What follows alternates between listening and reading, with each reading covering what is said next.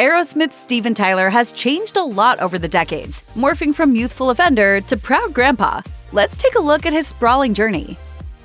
Coming of age in the 1960s, Tyler navigated adolescence with the help of drugs and rock and roll. In his autobiography, Does the Noise in My Head Bother You?, the singer wrote, "We'd get up and go to high school, tripping our brains out. I used to smoke pot and listen to the Beatles, trying to decipher their lyrics. It was all good until it wasn't." Tyler told Rolling Stone, "They put a narc in ceramics class. Ceramics class." The 18-year-old Tyler was arrested for possession of marijuana and permanently booted out of high school. But there was a bright side, depending on how you look at it. Thanks to his arrest, Tyler was classified 1Y, which stood for Youthful Offender by the Draft Board, which kept him out of Vietnam. Instead of going to boot camp and fighting a war, Tyler discovered music. Pretty soon, he was playing with a succession of different bands. He eventually met future Aerosmith guitarist Joe Perry, with whom he formed a lasting musical connection. He told Outliving, "I never had a brother, and nothing looked as cool as Joe Perry." Perry and Tyler would ultimately become one of rock's most notorious sets of frenemies, but for the moment, it was all harmony and hope. Together, they moved to Boston, where Aerosmith was about to be born.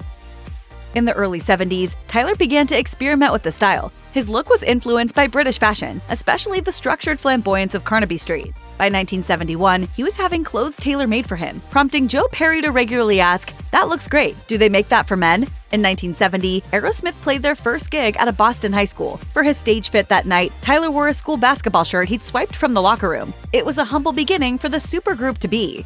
Fake it till you make it, right? Pretend to be somebody until that somebody turns into you. But by the time the band had signed to a major label and released their first two albums, and only 14 months apart in January of 1973 and March of 1974, the music press was salivating over their raw promise. This group was the closest thing I'd ever seen to the Rolling Stones. In their review of Aerosmith's second album, Get Your Wings, Rolling Stone wrote, "Maintaining an agile balance between Yardbirds and Who-styled rock and 70s heavy metal, Aerosmith's second album surges with pent-up fury, yet avoids the excesses to which many of their peers succumb." It was Tyler who garnered much of the attention with his gritty sound and snarling stage style. And with that, a rock star was born. I was knocked out by everything about the band. There was just charisma, just riveting up and down the stage. As Aerosmith roared through the latter half of the 70s, Tyler established himself as a swaggering sex symbol in skin-tight lace-up jumpsuits, offering peaks of bare flesh. He looked like a man on an endless trip, both literal and psychogenic. Scarves hung from Tyler's microphone stand like unraveled mummy wrappings, as Rolling Stone once described them. But they also had a purpose. In Walk This Way, the band's 2003 autobiography, the singer admitted, "Some of them had little pockets sewn in, and I'd weight them with Quaaludes and Tuinals. That way I wouldn't run out." Tyler had the talent to back up the bravado, and Aerosmith's 1975 album, Toys in the Attic, established them as the real deal. Little did I know that melody I wrote right there would be heard all around the world. In 1976, the band finally scored a top 10 hit with the re-release of their power ballad, Dream On. Everybody was tripping. Everybody had blow in the room. Everybody was gacked to the nines. After just 10 years on the scene, Tyler had already banged through the entire rockstar to-do list, leaving just one final box to tick off: downfall. He recalled, "The early 80s were terrible, and drugs took us down." It was truly days full of night. Tyler and Perry were known as the Toxic Twins for their insatiable drug use. They actually hired a cocaine roadie to take care of their supply. The labels would bury in their budgets, all the coke we wanted because they wanted the record done. Tyler became known for passing out during performances, and he and Perry fought to the point where Perry quit the band. Tyler confessed, "We were too rich, too young, too dumb." During this time, Tyler, not to be ignored or sobered up, wore even more frills and lace than usual. In 1988, the band staged an intervention, and Tyler went off to treatment. Walk this way. As Aerosmith was on the downslide, hip-hop trio Run DMC were on the rise and looking for a mainstream hit during a time when rap wasn't being acknowledged as a musical genre. Their producer, Rick Rubin, suggested they cover Walk This Way, assuming Aerosmith would turn them down. The whole purpose of doing that was to demonstrate this is music. The rappers weren't crazy about the song or the idea of teaming up with the washed-up arena rockers, but they took the meeting anyway. The mashup was a sensation. Walk This Way peaked at number 4 on Billboard's Top 10, but more importantly, at least for Aerosmith, it introduced them to a new audience and revived their career, sending them storming into the 90s. Meanwhile, in 1987, Tyler separated from wife Serinda Fox, walking out on her and their 9-year-old daughter Mia. But a piece of me, my heart's still broken that I did that to her. Tyler married Teresa Barrick in 1988. The 80s also served Tyler a surprise: his daughter, Liv Tyler. Liv's mom was model BB Buell, who'd had a fling with Tyler, but kept her pregnancy secret due to Tyler's drug addiction. I did find out that he was my dad, but I kind of figured it out because he looked exactly like me. Sober and now in his 40s, Tyler seemed happy to celebrate his dysfunctional family unit, although he told The Guardian, "I was not there for my 2 little daughters, and I've cried about it, cried with them about it. The good news is they love me." With the release of the 90s rock album Get a Grip, Tyler put his daughter front and center as the band's rebel schoolgirl mascot in the video for Crazy. In 1998, Steven Tyler doubled down on his love for daughter-dedicated power ballads with I Don't Want to Miss a Thing, the theme song for Liv's blockbuster sci-fi movie Armageddon. The song rebranded him as an artist no longer allergic to sensitivity, string sections, and love. I love you so much, Daddy. I'm so proud of you.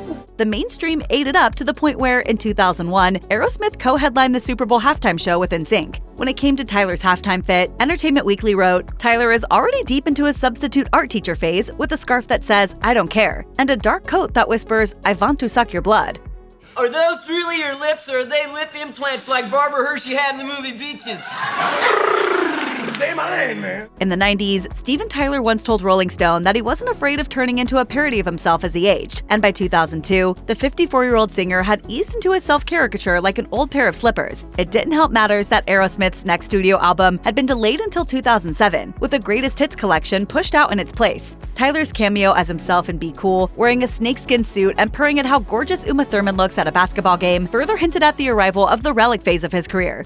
You still got that Aerosmith tattoo on your Where would it go? When Tyler joined the voice cast of family movie The Polar Express as an elf, it became abundantly clear that the howling banshee of Dream On had left the building. In 2006, the singer revealed he'd been diagnosed with hepatitis C and had undergone 11 months of chemotherapy to fight the infection. Around that time, he also began a troubled relationship with younger girlfriend Erin Brady, having separated from Barrick a year earlier, but the drama was only beginning.